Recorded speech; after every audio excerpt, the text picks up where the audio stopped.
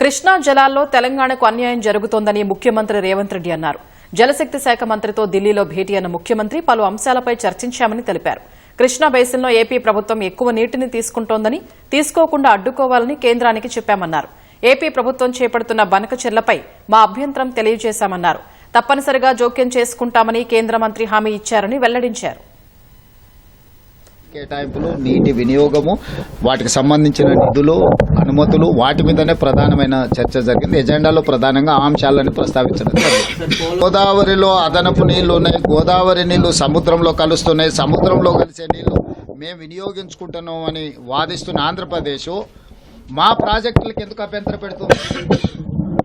మా శాశ్వత ప్రాజెక్టులకు శాశ్వత కేటాయింపులు జరిగిన తర్వాతనే కదా నీకు వరద జలాలు ఉన్నాయా లేదా అని లెక్కదే లేదు. మేము కట్టుకున్న ప్రాజెక్టులు సమ్మక్క సారక్క కానీ లేకపోతే సీతారామ కానీ ఫైనల్ సిడబ్ల్యూసీ క్లియరెన్స్ రాలేదు కదా. అందుకోసమే కదా మేము టైమ్ అండ్ అగైన్ వచ్చి రిప్రజెంట్ చేస్తున్నది. ఆంధ్రప్రదేశ్ కూడా వాటి విషయాల్లో అభ్యంతరాలు పెట్టింది కదా. ఆంధ్రప్రదేశ్ ఎందుకు అభ్యంతరాలు పెడుతుంది? ఆంధ్రప్రదేశ్ ఒక పక్కన వరద జలాలు ఉన్నాయి, వరద జలాలు సముద్రంలో కలుస్తున్నాయి, సముద్రంలో కలిసే జలాలను మేము గోదావరి జలాలను బంకచెరువుల ద్వారా ఈవెన్ కృష్ణా బేసిన్ కూడా తరలిస్తామంటున్నారు. ఒకవేళ మీరు ఆ నీళ్లను వినియోగించుకోవాలనుకున్నప్పుడు మా ఉన్న ప్రాజెక్టుల యొక్క అనుమతులకు ఎందుకు అభ్యంతరం పెడుతున్నారు? రేపు భవిష్యత్తులో మా ప్రాజెక్టులు పూర్తయి ఆయకట్టు స్థిరీకరించకపోతే మీకు టేలెండ్లో కట్టుకున్న లేకపోతే వరద జలాల బేసిన్ మీద మీరు కట్టుకున్న ఆయకట్టు స్థిరీకరించబడితే రేపు నీటి కేటాయింపుల సందర్భం వచ్చినప్పుడు ఆ స్థిరీకరించిన ఆయకట్టుకు నీళ్లు కేటాయిస్తామంటారు.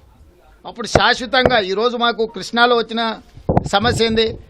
తెలంగాణ ప్రాంతంలో ఉన్న ప్రాజెక్టులు పూర్తి కాకపోవడం, ఆంధ్రప్రదేశ్లో పూర్తయిన ప్రాజెక్టులకు నీటిని కేటాయించడం. మళ్ళీ కృష్ణానది మీద ఏ సమస్యనైతే ఎదుర్కొంటున్నామో అలాంటి సమస్యనే గోదావరి నది మీద మేము ఎదుర్కోవడానికి సిద్ధంగా లేము. తెలంగాణ ప్రాంతంలో గోదావరి నది మీద నిర్మిస్తున్న ప్రాజెక్టుల యొక్క నీటి కేటాయింపులు పూర్తిగా పరిష్కారం అవ్వాలి.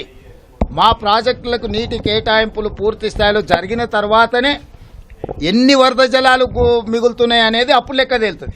అప్పుడు మీరు ఏం కట్టుకోవాలనుకుంటున్నారో శాశ్వతంగా కట్టాల్సిన మా నికర జలాల ప్రాజెక్టుల మీద అభ్యంతరాలు పెడుతున్న ఆంధ్రప్రదేశ్ ఫస్ట్ ఆ అభ్యంతరాలను అన్నిటినీ ఉపసంహరించుకోవాలి. మా ప్రాజెక్టుల అనుమతిని వాళ్ళు వేగంగా ఇప్పించేటట్టు చూడాలి. కేంద్ర ప్రభుత్వంలో కూడా ఎన్డీఏలో వాళ్ళు భాగస్వాములు కాబట్టి ఒక్కసారి మా అనుమతులు క్లియర్ అయిపోతే మీకు అన్నీ క్లియర్ అవుతాయి.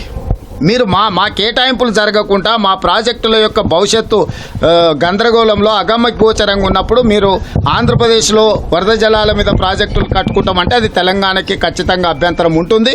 ఈ విషయంలో శశబిషలకు తావులేదు. తెలంగాణ ప్రభుత్వానికి స్పష్టత ఉన్నది. మొట్టమొదట గోదావరి నది మీద తెలంగాణ నిర్మించుకుంటున్న ప్రాజెక్టుల అనుమతులన్నీ వచ్చినాక మిగతా వాటి మీద ఏ చర్యలైనా తీసుకోవడానికి తెలంగాణ ప్రభుత్వానికి అభ్యంతరం లేదు.